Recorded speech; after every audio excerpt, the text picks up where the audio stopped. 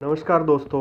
अवैध समानीकरण जिस सोच का हम सब भारतीय काफ़ी बार शिकार होते हैं, और ये अक्सर जो है, जो हमारे सरकारी विभाग होते हैं उन पर जो है लागू होता है।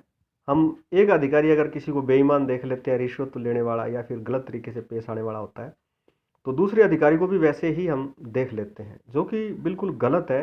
ये एक समझदार आदमी तो कतई नहीं करेगा।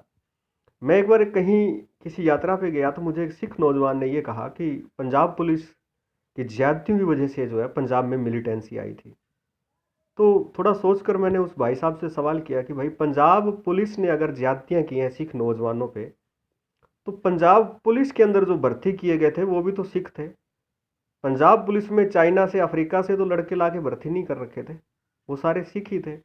अब एक तरफ जुल्म हो रहा है और दूसरी तरफ कर रहा है, तो वो दोनों सिख ही थे, बाहर से कोई नहीं था। देखिए, मिलिटेंसी जो थी वो पंजाब में क्रिएट की गई थी, ये चीज़ें साफ हो चुकी हैं। संधू आईपीएस जो रॉ के ऑफिसर थे, भारत में काफ़ी लंबे समय तक सेवाएं दी उन्होंने, तो उन्होंने साफ ही कहा था कि ऐसा कोई कंसेप्ट था ही नहीं थी, राजनीतिक फायदे के लिए इसे जो है क्रिएट किया गया था। वो सिख जो हरिमंदर साहब भगवान विष्णु को अपना आराध्य मानते हैं, राम और कृष्ण की गुरु ग्रंथ साहब में जो पूजा उपासना या भक्ति की शिक्षाएं दी गई थी वैज्ञानिक तरीके से, तो सिख एक मत है। और भारतीय संविधान में जो है सिख, बिश्नोई, जैन, बौद्ध, लिंगायत को जो है हिंदू धर्म के डिवीजन के रूप में ही चिन्हित किया गया है। तो ऐसा कुछ नहीं था जिससे कि उनके और हिंदुओं या दूसरी जातियों के बीच में कोई विरोध हो, धर्मों के बीच में।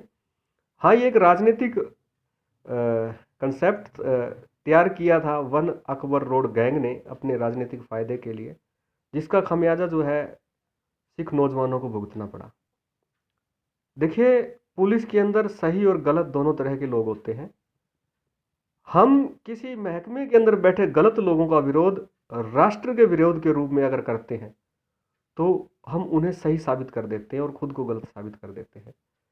पुलिस या महकमों के अंदर बैठे गलत लोगों का शिकार, जहां तक मेरा निजी मत है, भारत के अंदर रहने वाला हर आदमी होता है। अब अगर हम किसी भी विभाग को ले लें, अभी पिछले दिनों हरियाणा के फतेहाबाद जिले के समाज कल्याण विभाग के अंदर ही अधिकारियों को सस्पेंड किया गया, 32-33 करोड़ रुपए की चोरी पकड़ी गई। एक्साइज विभाग ने टैक्स के रूप में भी बहुत बड़ा घपला घोटाला सामने आया था। और शिक्षा विभाग के अंदर अगर हम बात करें तो वहाँ भी ऐसी चीज़ें आ रही हैं कि जो बच्चों के लिए राशन आ रहा है वो बेच दिया जाता है। तो ये जो समस्या है, देखिए, सरकार 5 साल बाद बदल जाती है। अब जो सरकार है, दूसरी सरकार इन घोटालों को लेकर उसकी आलोचना करेगी, हमारी भावनाओं को भड़काएगी, और हम जो है सरकार बदलकर जो है अपने कर्तव्य की तीसरी कर लेते हैं कि हाँ, ये काफ़ी है। ऐसा नहीं है।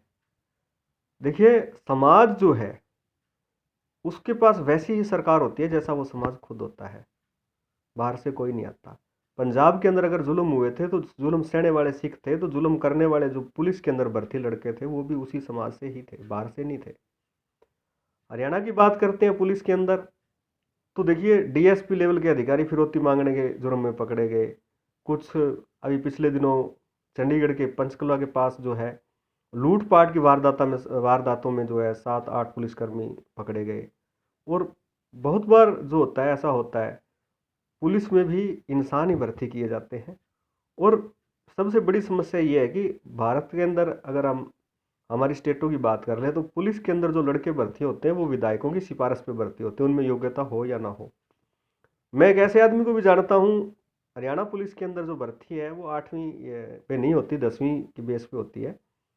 वो आदमी अंडर मैट्रिक था और उसने 10वीं जो है पुलिस में सिपाही के पद पर ज्वाइन होने के बाद पूरी की। और जो उस सिख नौजवान की बात थी कि अवैध हिरासत, तो सामाजिक काम करते वक्त मैंने खुद इस चीज़ को फेस किया है। एक वाकया हुआ मेरे साथ, उसमें क्या था, काड़ावाड़ी के अंदर, अब उस सिख नौजवान की बात का जवाब दे दूं कि वो सिख ही है। निर्मल सिंह काड़ावाड़ी से एक लड़का है जो हरियाणा पुलिस में सर्विस करता है, हवलदार के पद पे है ये। तो इसने मेरे को बिना गिरफ्तारी, बिना मेरे परिवार को सूचना दिए, बिना किसी न्यायिक वारंट के अवैध तरीके से जो है पुलिस स्टेशन में रोक लिया, वो भी जब मुख्य प्रबंधक तक को इसका पता नहीं था। इस आदमी ने हमें रोका और मैंने इसे कहा कि मुझे आप अपने मुख्य प्रबंधक अफसर से बात करवा दें या एसपी ऑफिस फतेहाबाद से मैं संपर्क करवा दें, मैं जो है अपनी समस्या का हल निकाल लूँगा। लेकिन 5 से 6 घंटे तक इस जो है आदमी ने हमें रोके रखा और उस रोकने के दौरान इसकी जो हरकत थी बिल्कुल पागलों जैसी थी। मतलब आप सोच भी नहीं सकते, ये आदमी मेरे आगे नाच रहा था। तो मेरे को तो लगा कि इसके कोई दिमाग में ही फ़र्क है, ये आदमी किसी बात को समझ ही नहीं रहा है और मूंछों को बट दे रहा था। यानी कि एक अधिकारी से आप ऐसे बदमाशी भरे रवैये और नाचने वाले रवैये की किसी मतलब सरकारी विभाग में बैठे आदमी से तो कल बिल्कुल भी उम्मीद नहीं करते। और ऐसी स्थितियां मैंने बहुत बार पहले भी फेस की हैं और हमेशा जो है उनका निराकरण या निदान जो है उच्च अधिकारियों से मिलकर या सही तरीके से हमेशा जो मैंने किया है। तो पुलिस के अंदर जो लोग होते हैं वो उनका स्तर ज़्यादा ऊंचा नहीं होता छोटे लेवल के, ना ही पढ़ाई का होता है ना ही प्रशिक्षण का होता है। हाँ, उच्च अधिकारी जब भी कोई निर्णय लेते हैं वो अच्छा होता है, बड़ा सोच समझ के लिया जाता है। तो ऐसी स्थितियों का जो है बहुत बार हर आदमी शिकार होता है। किसी भी सरकारी विभाग में आप चले जाएं, शिक्षा के विभाग की बात कर लें तो मेरे सामने एक मामला आया था दोस्तों। एक लड़की को अपना जो है +2 के सर्टिफिकेट में नाम ठीक करवाना था, उसका नाम गलत हो गया था। तो उस जिस स्कूल में वो लड़की पढ़ रही थी उसी स्कूल के प्रिंसिपल ने जो है 2 साल तक उस लड़की के चक्कर कटवाए। बड़े बेशर्मी की बात है ये कि गुरु जो होता है वो माता पिता से बढ़ के होता है। उस प्रिंसिपल ने उस अपने ही पास पढ़ के गई लड़की की प्रॉब्लम को नहीं समझा। तो ऐसी शिकायतें होती हैं, लेकिन इन चीज़ों के हल जो है ना हमें कहीं ना कहीं से पढ़ाई लिखाई या प्रशिक्षण के तौर पर जो हमारे अदारे हमने बना रखे हैं, सिस्टम बना रखे हैं, वहाँ ढूंढना होगा। मिलिटेंसी किसी भी चीज़ का हल कभी नहीं होती। आपके जो तरीके होते हैं वो अगर हिंसक हो जाते हैं तो वो कभी भी समाज के लायक नहीं रह जाते और हिंसा किसी चीज़ का हल नहीं होती। ये जो है हमारे यहाँ भारत के अंदर चाहे वो आज़ादी के आंदोलन हो या फिर वो हम किसी धर्म की स्थापना की बात करते हैं तो वहाँ कभी हिंसा नहीं की गई थी। वहाँ सदैव जो है समझ को प्राथमिकता दी गई थी, सोच को प्राथमिकता दी गई थी। तो कभी भी हमें जो है ऐसे अगर हम किसी ज्यादती का शिकार होते हैं तो हिंसा का मार्ग और प्रतिशोध का जो मार्ग होता है वो कभी नहीं अपनाना चाहिए। हाँ, हम अपनी शिकायत जो है एक सही तरीके से दर्ज कर सकते हैं। ऐसा ही एक मामला अभी कुछ दिनों पहले हमने देखा था कि एक पंचायत के साथ एक पुलिसकर्मी ने ज्यादती की, बदतमीजी की। तो उनने जो है सुपरिटेंडेंट ऑफ पुलिस पुलिस अधीक्षक को शिकायत की इसकी और उस पुलिसकर्मी ने जो आकर पंचायत के अंदर ही उन तमाम जो लोगों से माफ़ी मांगी और भविष्य में किसी के साथ भी ऐसा ना करने का वचन दिया। तो ये तरीके हो सकते हैं हमारे किसी भी अदारे के अंदर हम सुधार चाहते हैं और सरकार ने बहुत प्रयास किए हैं। तो हमें कहीं से भी डिमोरलाइज होकर ऐसी किसी भी विध्वंसक गतिविधि या हिंसक गतिविधि का समर्थन नहीं करना चाहिए जो अक्सर राजनेता या फिर राजनीति चमकाने वाले लोग जो हैं बड़े बड़े मंचों से खड़े होकर करते हैं। जैसे दिल्ली के अंदर झंडा चढ़ाया गया या बहुत सारे भड़काऊ भाषण दिए जाते हैं धर्म के नाम पर।